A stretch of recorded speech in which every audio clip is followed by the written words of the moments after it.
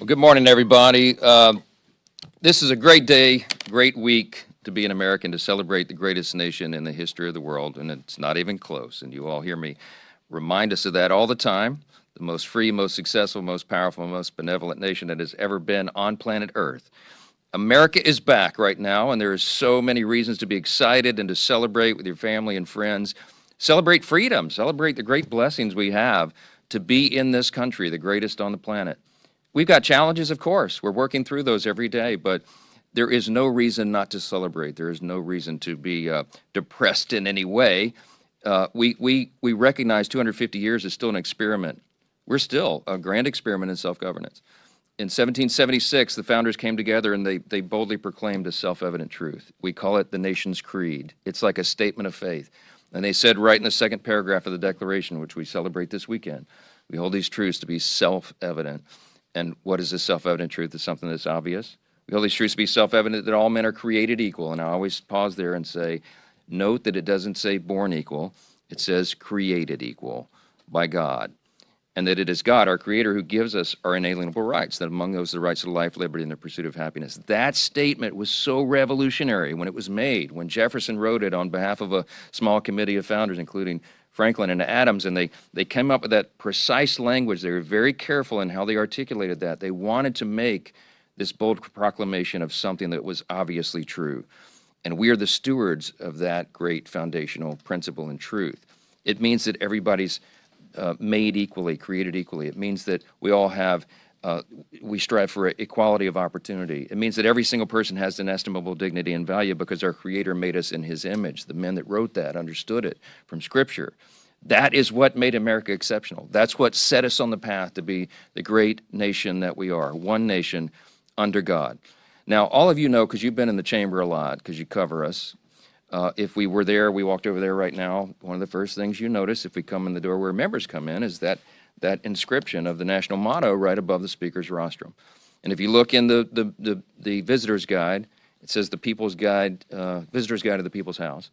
It's a beautiful publication they published some years back. We still hand it out full color. On page 21, it talks about why the motto is above the speaker's head and when it was placed there. And it says there it was placed in 1962 by Congress as a rebuke to the Soviets' philosophy during the Cold War. What was the Soviets' philosophy? Marxism and its deviations, communism.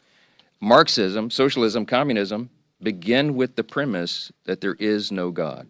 And Congress saw fit in the early 60s to make sure that we put that right there above the head of the speaker, because every member of Congress has to face that podium every single day, and they wanted future generations of Americans, and certainly those elected to represent the people, to remember what distinguishes America, that we are defined by our national creed, the foundational principle that set us on course to be so great. Now, here's what we face right now, surreal as it is. On the anniversary of the country, we have an open contest right now between the Marxists and communists and the Americans. Now, we've been saying for months that this is setting up, this midterm will be a contrast election. We've been saying a contrast between common sense and crazy. And now you can add another line there. It's common sense versus communism, because that's what's happening in the Democrat Party. The insurgent left is taking it over. I don't need to recount all the developments, even over the last week, for the people in this room, because you cover it minute by minute. But that is the contest that is shaping up. And so we're very sober-minded about this. A country that undermines its own foundations and founding principles does not survive. And the founders were very articulate also in their personal letters and their private correspondence and the things they gave down, the advice they gave that echoes down through the generations to you and me as stewards of this grand experiment. They didn't know how long it was going to last. I can tell you one thing, though, the father of our country, George Washington, in his famous farewell address, which we read on the floor each year in the Senate and now in the House on the anniversary of his birthday, he gave all the advice that echoes down through the generations to all of us, his countrymen, how to keep the republic, an experiment that had never been done before in history. And he said, you know, watch out for national debt. We're working on that right now, okay? Watch out for too many foreign alliances. That's become a problem sometimes. It says, make sure that you don't get into factionalism, regionally or by political parties. Well, we didn't follow all that either. But what he said was, he said, but you know what? Almost as a summary statement, Of all the dispositions and habits which lead to political prosperity, he wrote, religion and morality are indispensable supports. Again, echoing this common theme, that we recognize that our rights do not come from a king or a government, they come from God himself, and it is to him that we owe our ultimate responsibility. That's what we're fighting for. And the insurgent left that hates America, hates our founding principles, they hate the idea of borders and prisons, they even want to remove the president and the Supreme Court in the latest Democrat Socialists of America little platform statement that you should be covering. Very dangerous stuff. Yeah, they wipe their hands on the American flag. Yes, many of them have ties to terrorist organizations. You can't make this stuff up.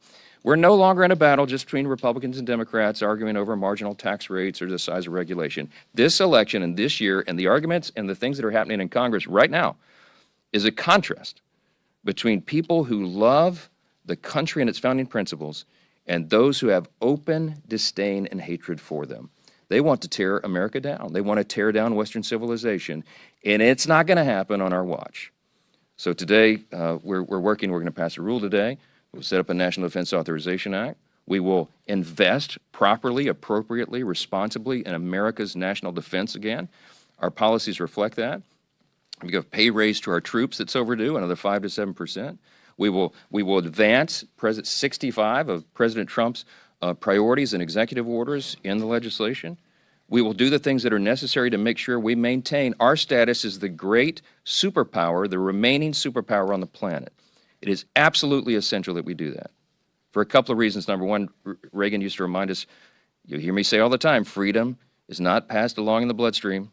It's got to be fought for, protected, taught, passed along to the next generation, or else they won't have the same liberty and opportunity and security that we have known. And America is the leader of the world. We are the beacon of freedom. The Capitol building, one of the most recognized symbols on all the planet, because that Capitol dome represents liberty. It represents freedom. It represents the great nation. We will not sacrifice that now. We will double down. We'll celebrate on July 4th, on our nation's grand birthday, the semi-quincentennial, and we will advance those principles further. We will win the midterms. The Republicans will stay in charge, and we will continue to advance great policy like Beth recounted, the Working Families Tax Cut that we celebrate the one-year anniversary on July 4th, and so many other things. Over 700 pieces of legislation that have passed through the House, over 100 executive orders codified already, and there is more to come. We have much more to do. America's back. You should celebrate all the great things it is to be an American. I'll take a few questions. Chet. Good morning. Thank you. What was the obligation of Tom Kean Jr. to his constituents about his health during this prolonged absence? Should he have said something to them? I understand Tom has given a speech on the floor this hour. I don't know exactly what he said, but I hope that he